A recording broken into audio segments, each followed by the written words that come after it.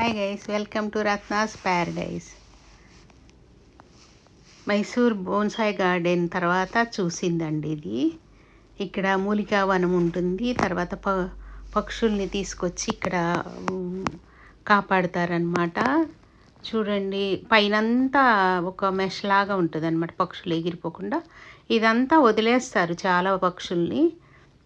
వాటంతా అవి తిరుగుతూ ఉంటాయి, ఎగురుతూ ఉంటాయి అనమాట. కొన్నిటిని మటుకు ఆస్ట్రేలియా నుంచి అట్లా తీసుకొచ్చిన పక్షుల్ని లోపల పెడతారు, వాటికి ఫుడ్ అది పెడతారు. చాలా బాగుంటాయి. ఫోటోలు దిగుతారు అందరూ, చాలా ఫోటోలు.